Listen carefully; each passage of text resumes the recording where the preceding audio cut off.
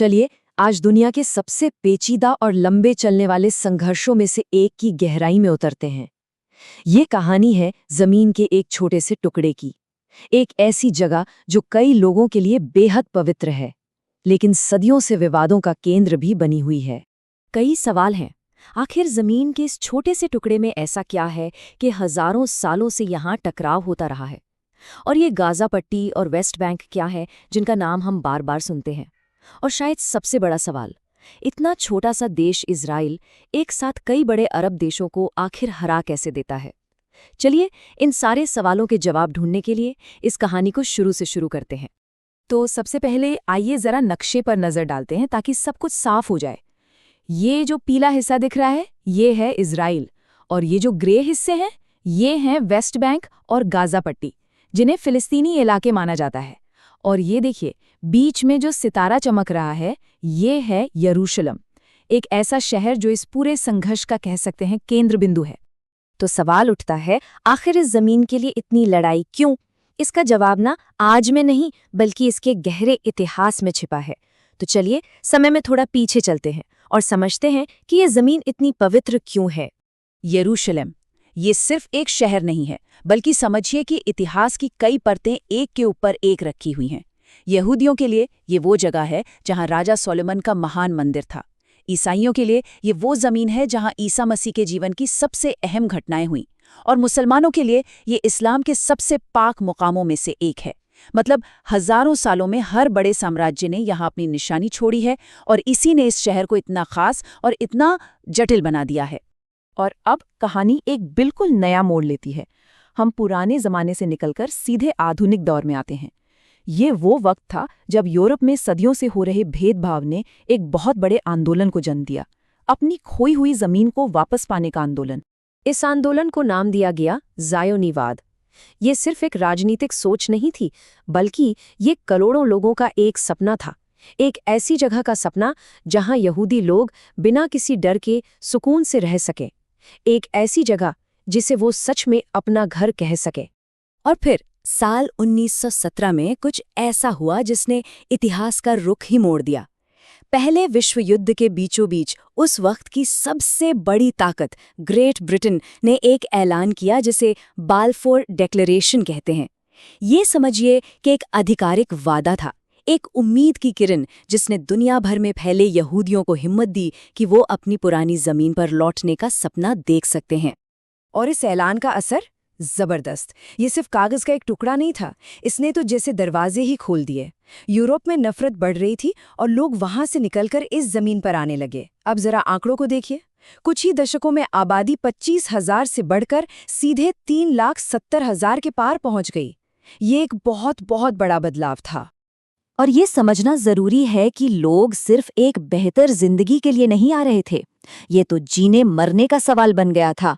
Europe में नफरत की आग फैल चुकी थी, उनके अधिकार छीने जा रहे थे, और फिर हुआ होलोकास्ट, इतिहास का वो भयानक दौर जिसमें 60 लाख यहूदियों को मार दिया गया। ऐसे में एक सुरक्षित ठिकाना, एक अपना देश, अब कोई सपना नहीं बल्कि सबसे बड़ी जरूरत बन चुका था। दूसरे विश्व युद्ध की तबाही के बाद दुनिया ने मिलकर एक नई शुरुआत करने की कोशिश की। अब अंतर्राष्ट्रीय समुदाय ने इस मामले में दखल दिया, और इसी दखल से जन्म हुआ एक नए देश का, इजराइल। तो यूनाइटेड नेशंस ने एक बड़ा फैसला लिया, जमीन का बंटवारा, एक हिस्सा यहूदियों के लिए और एक हिस्सा अरबों के लिए। यहूदी नेताओं ने तो इसे मान लिया, पर अरब देशों ने इसे पूरी तरह से खारिज कर दिया, और बस यहीं से एक नए और ज्यादा बड़े टकराव की नींव पड़ गई। सोचिए, इजराइल के ऐलान के ठीक अगले दिन उसके पड़ोसी देशों ने उस पर हमला कर दिया। पूरी दुनिया ने अपनी सांसें थाम ली। सबको लगा कि ये नया देश शायद एक दिन भी नहीं टिक पाएगा। लेकिन हुआ कुछ ऐसा जिसकी किसी ने कल्पना भी नहीं की थी। इजराइल ने न सिर्फ वो जंग जीती बल्कि अपनी जमीन और भी बढ़ा ली। पूरी दुनिया बस देखती रह गई।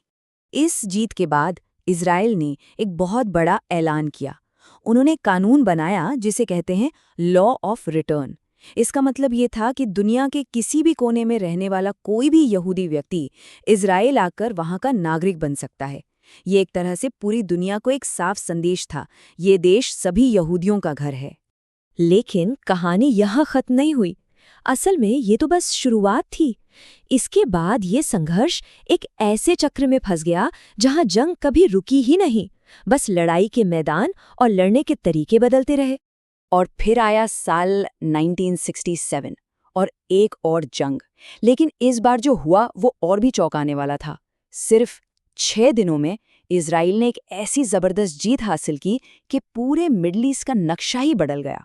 गाजा पट्टी, वेस्ट बैंक, पूर्वी यरूशलेम सब इजराइल के कब्जे में आ गए। इस जंग के बाद ये लड़ाई हमेशा के लिए बदल गई। लगातार हार के बाद अब फिलिस्तीनी लोगों ने अपने संघर्ष की कमान खुद संभालने का फैसला किया और इसी कोशिश में एक संगठन बना जो उनकी आवाज बना, उनका चेहरा बना, PLO यानी फिलिस्तीनी लिबरेशन ऑर्गेनाइजेशन। जब सीधी लड़ाई में कामयाबी नहीं मिली तो फिलिस्तीनी गुटों ने अपनी रणनीति बदल दी। अब उन्होंने लड़ाई को जंग के मैदान से निकालकर पूरी दुनिया के सामने लाने का फैसला किया।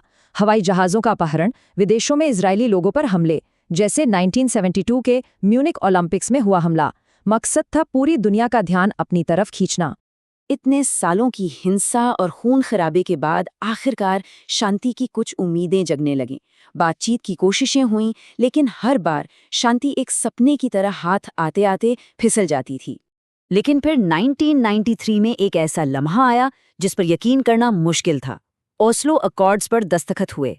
ये एक बहुत बड़ा, एक ऐतिहासिक समझौता था। एक तरफ फिलिस्तीनियों को वेस्ट बैंक और गाजा में अपनी सरकार बनाने का हक मिला, तो दूसरी तरफ PLO ने इजराइल को एक देश के तौर पर मान्यता दी। पहली बार लगा कि शायद अब शांति मुमकिन है। पर ये उम्मीद बहुत जल्दी टूट गई। शांति की वो नाजुक सी कोशिश ताश के पत्तों की तरह ढह गई। हुआ क्या? इजराइल ने फिलिस्तीनी इलाकों में अपने नागरिकों को बसाना बंद नहीं किया। उधर शांति की पहल करने वाले इजरायली प्रधानमंत्री की ही हत्या कर दी गई। धीरे धीरे दोनों तरफ की जनता का अपने नेताओं से भरोसा उठ गया और शांति का सपना एक बार फिर सपना ही रह गया। और इसी नाउम्मीदी और गुस्से के माहौल से एक नए और ज्यादा कट्टरपंथी संगठन का जन्म हुआ, हमास। जब लोगों को लगा कि PLO उन्हें उनका देश नहीं दिला पा रहा है, तो हमास ने एक बिल्कुल अलग रास्ता दिखाया। एक ऐसा रास्ता जिसमें समझौते की कोई जगह नहीं थी और जो इजराइल के वजूद को ही नहीं मानता था। और ये सब हमें आज की हकीकत पर लाके खड़ा कर देता है। एक ऐसा डेडलॉक, एक ऐसा गतिरोध जिसका कोई अंत नजर नहीं आता। हमास गाजा से इजराइल पर हमले करता है और इजराइल उसके जवाब में कार्रवाई करता है और हिंसा का ये सिलसिला बस चलता रहता है, जबकि जो असल मुद्दे हैं वो वैसे के वैसे ही बने हुए हैं। तो घूम फिर कर हम वापस वहीं आ गए जहां से हमने ये सफर शुरू किया था। एक ही जमीन जिस पर दो लोगों का दावा है और एक सवाल जो आज भी हवा में तैर रहा है। आखिर इस जमीन का बंटवारा कैसे हो, इसे कैसे साझा किया जा सकता है? शायद इस सवाल का कोई आसान जवाब न होना ही इस संघर्ष की सबसे बड़ी और सबसे दुखद सच्चाई है।